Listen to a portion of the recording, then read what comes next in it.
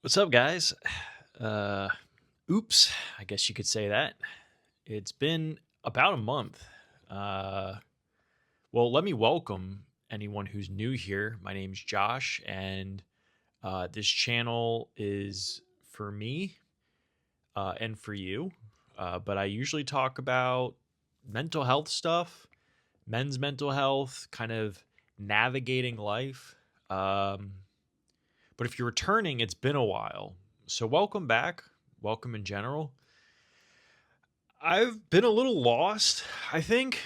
I was talking to my wife the other day, and she was like, "You haven't made a video in a while." And I was like, "Yeah, I haven't."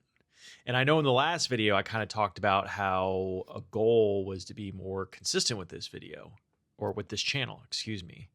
But like life, sometimes we get knocked off of our goals. So I'm back to make this video because a lot's happened. I've been kind of thinking about this channel as a whole throughout the time that I've been gone. And I just kind of want to, I guess, brainstorm and just talk about what's been going on in my life, um, and kind of, I guess, visions for this channel. I don't have like an orientation for this video as far as like a topic, and I guess that's what I'm gonna kind of jump into is one of the things I do want to talk about, relatively consistently in this space is mental health and men's mental health, and I've emphasized that. But sometimes it's hard to come up with ideas and topics if they're not like relevant to things that are going on in my life. And as I've said, I never want to make a video that feels like clickbait. I don't want to make videos that make you feel like while you're watching it, if I do these certain amount of things, it's going to fix my life.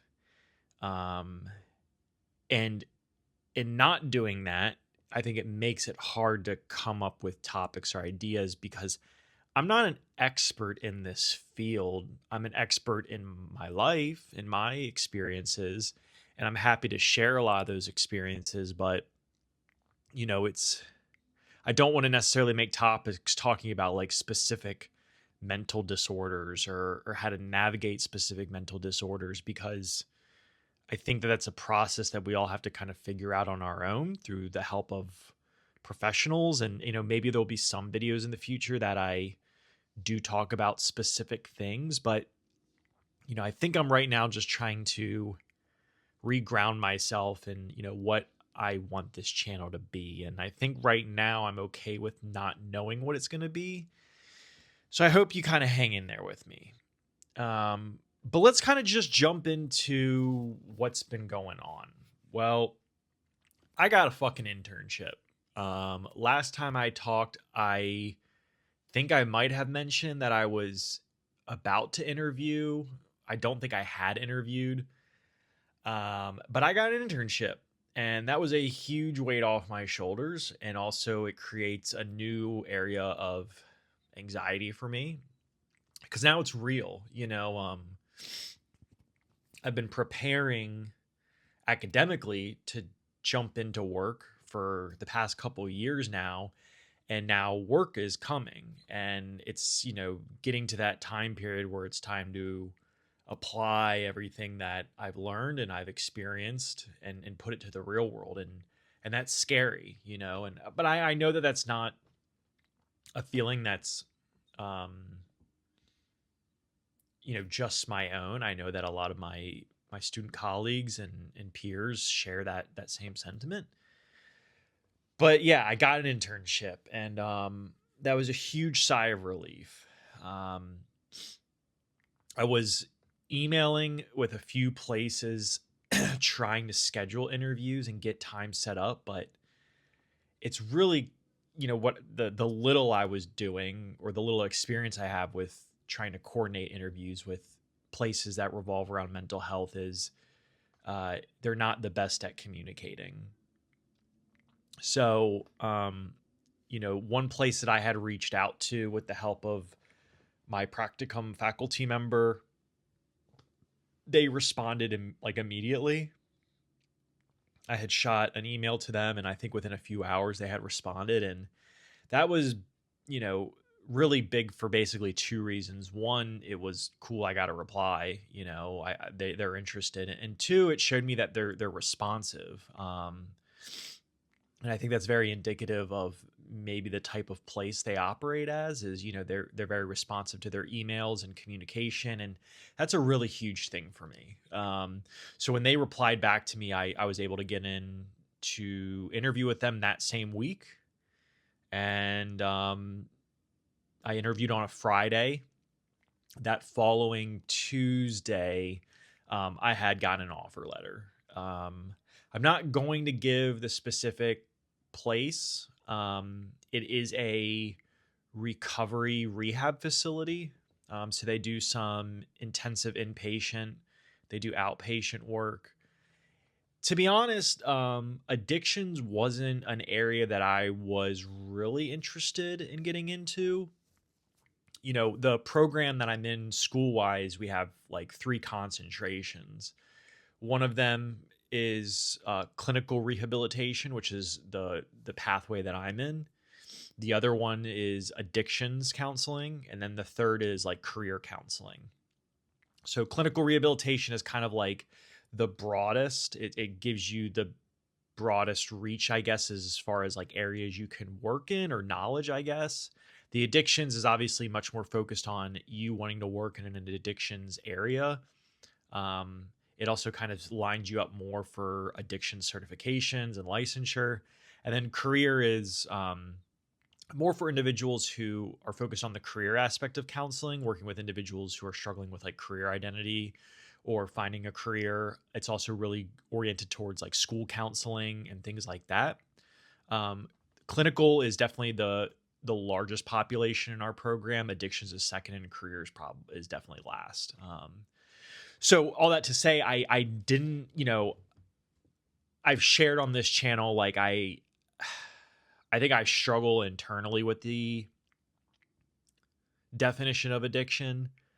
I don't personally resonate with having an addiction background in my life. Obviously I struggled with alcohol abuse. I never have considered myself an alcoholic or a recovering alcoholic, but I definitely used alcohol in an inappropriate way, in an unhealthy manner that was very detrimental to my life. And I'm going on 3 years sober from alcohol. And then I was obviously struggling with marijuana for a really long time, and I just passed my 4-month sober anniversary from smoking weed. So I remember interviewing and having a conversation, and kind of one of my uncertainties was, do I need to have a recovery background? Do I need to have experience in addiction to kind of work in this area? And the lady I interviewed with, she was awesome. She was very straight with me and said, most of the clinicians here don't have an addiction background. They don't have a recovery background. It's not necessary. We're all still working with the same people. They're just using addiction as kind of the way that they're processing typically a lot of past experiences, whether that's past trauma, childhood abuse, adulthood abuse, whatever it is. Addiction is a lot of the times the way that these people are coping with those mental illnesses. So she basically was like, we still talk about feelings and emotions and coping mechanisms in the counseling session. You don't need to have an expertise on addictions. Obviously, that would help, but you don't need to have a lived experience with recovery. You don't need to have a lived experience with addiction or anything like that to be able to work in this field. And when I left the interview, I kind of felt like I lied because, I don't identify with that recovery addiction background personally. I've never viewed my weed uses as an addiction. Could it be? Probably. I've always viewed it as just like a very unhealthy relationship with weed. I never viewed my alcohol as, an addiction. It was just a very unhealthy relationship. Um, and I would say, even if you like looked in the book, like the textbook definition, I probably didn't qualify for textbook definition. But regardless, I've never like personally identified with that. So I think in the interview, I was just thinking of it like, this isn't my people. So am I qualified to work here? And then when I left, I was kind of like, maybe I do have more experience in dealing with like unhealthy relationships, maybe not like full blown what you would consider like the hardcore substances of addiction. Like, I don't have experience using like heroin or methamphetamines or cocaine, like, that really hard stuff that we think about when we think about addiction.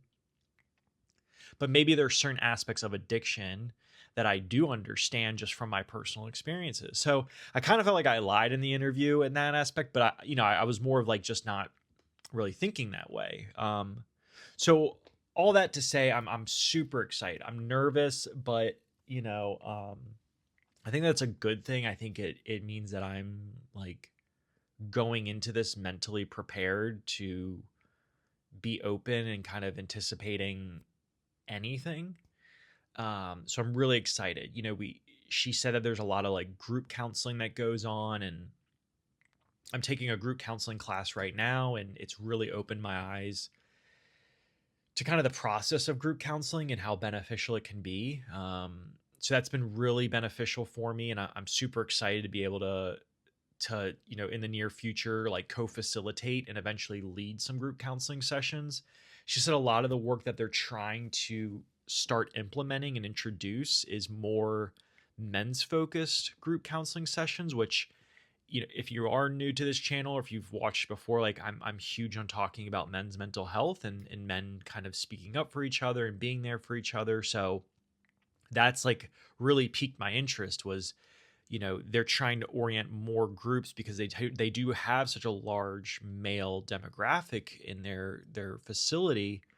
They're trying to talk about new subjects. A lot of it, she said, talked about definitions of masculinity and redefining masculinity, and those are all things that I'm really interested in. So that was really encouraging and exciting for me to hear.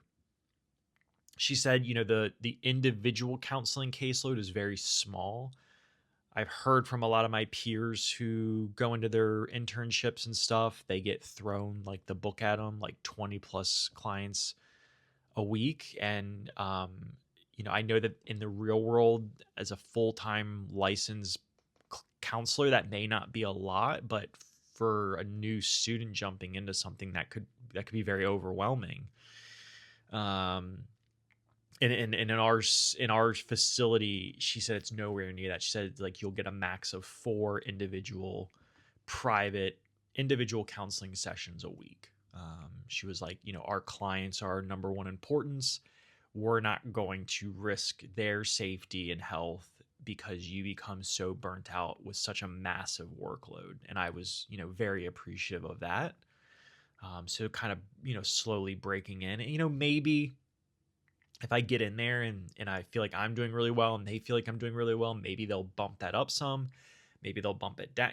It seems like a very flexible environment. So, super grateful, super excited to have this opportunity. Right now the contract is just signed for the summer semester because that's when I'm doing my practicum. So I'll be starting in right at the middle of May, and then it'll run me basically till the end of July. And I think the hope would be from both sides, the site and me, is that the relationship is so good that I just continue into an internship. And then I'll do my internship throughout the fall and spring of next year, and then graduate in spring of next year, I guess the beginning of summer of next year. So yeah, I got an internship. Yeah. My family was just in town. That was something I was pretty anxious about. My dad, who I've spoken about some on this channel, he flew in with my stepmom, and my sister and her kids, my 2 nieces and nephew. They flew in from across the country, and they were in town for about a week. They stayed at a condo on the beach, which was really nice for them. And it was good for my wife and I. We didn't feel the need to kind of like carry them around everywhere, I guess. We gave them some freedom and independence, but we still got to see them quite a bit. It was jarring. I've talked about my relationship with my dad and kind of the family dynamics to some extent here. My dad suffers from Alzheimer's, and I've only seen him once in the past year or two, and that was when I went back to where I'm originally from, the DMV area, late last year for some weddings, and I stopped by to see him for the day, and it was jarring then, but it's only gotten a lot worse. So I guess super kind of alarming and eye opening to just see how debilitating the disease is. It was great to see them, but I would be lying if I said I had much conversation or communication or connection with my dad while he was here. He's really just kind of what it felt like was just existing. And I'm sure that that's very hard for him because he's not really able to communicate that. But obviously, as the child, even at 34, it doesn't make it any easier. I think especially given the history with my dad, us not having the strongest relationship growing up, and my dad's kind of defense mechanism as a kid was to shut down and ignore. So cutting me and my sister off from communication for like days on end, living in the same house, just him kind of going through life as if nothing happened. But being in, there's very this like passive aggressive feeling in the home, and then working through that to some degree as adults. But now, he suffers from this disease that kind of cuts off his ability to communicate. As a child, it kind of sends you back to that childhood memory of being ignored and kind of like emotionally neglected as a kid. So it was hard not to feel some anger there. I fully understand it's not my dad's fault. He has Alzheimer's and he can't communicate. I'm fully aware that if he was able to communicate, he would, but it's there. It's certainly a stark reminder of then. I don't hold any animosity or blame. I'm not like mad at him for not being able to communicate while he was here. It's just unfortunate that I feel like such key moments in my relationship with my dad throughout my life have been moments of silence, you know? So I guess, that's in part a driving factor, for me to go into this field, make this channel, is to talk about those types of things, how we as men, who grew up maybe with discombobulated family dynamics or relationships with our parents, daddy or mommy issues, if you want to call it that, how we can navigate that childhood stuff to becoming better versions of ourselves as men, in hopes that we don't kind of recreate those same issues when we have kids, if we have kids, or just for ourselves or for the people in our lives. If it's not kids, it's a partner, or it's our people in our social circle. But overall, the trip was really great. It was great to see my sister. We had a little heart to heart. She definitely, I think, understands why I've made some of the decisions I've made in regards to my parents. If you kind of watch my estranged relationship with parents video, I kind of dive into that, but I think she understands that a bit better now. So that was kind of reassuring to hear. And then, just to see my nieces and nephew was great. And who knows, maybe they'll move out here and we'll be able to be closer with each other. That would be awesome.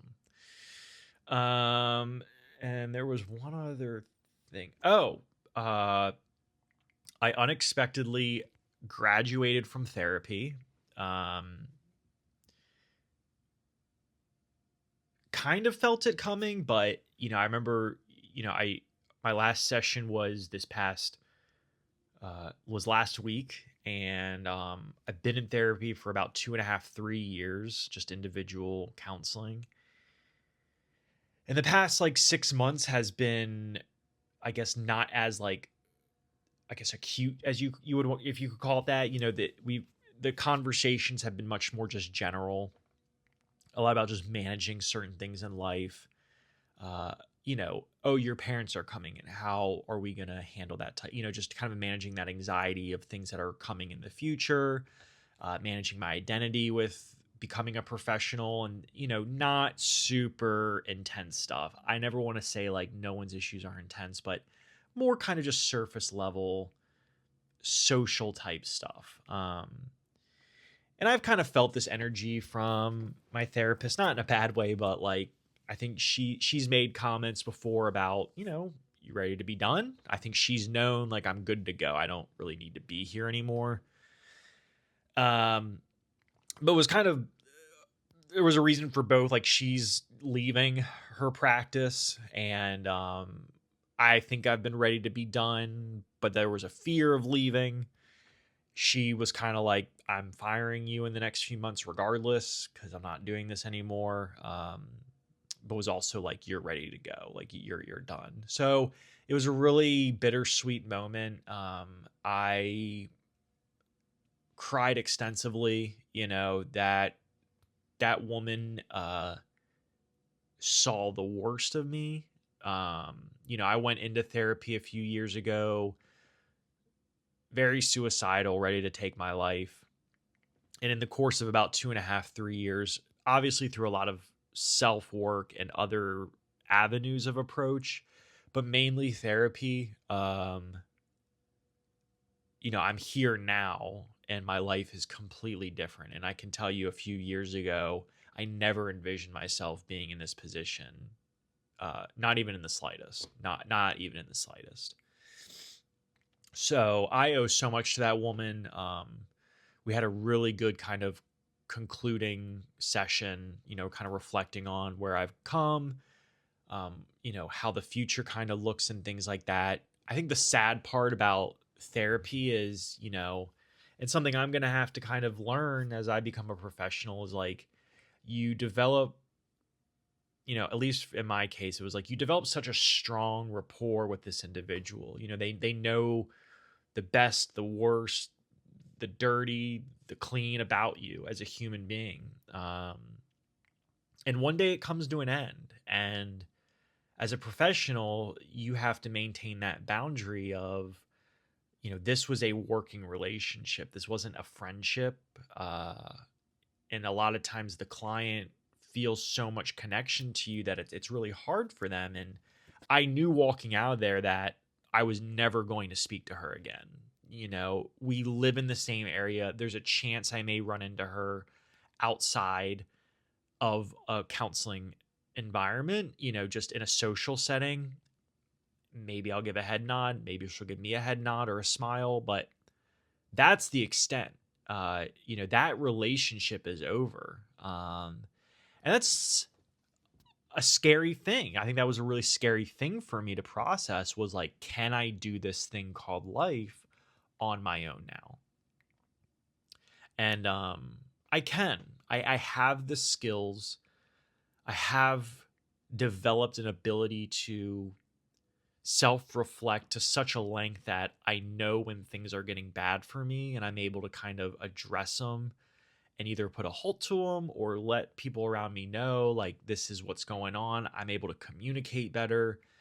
The relationship between my wife and I is the best it's ever been. I mean, I feel like we're both just so much more mature versions of ourselves than we've ever been, in a good way.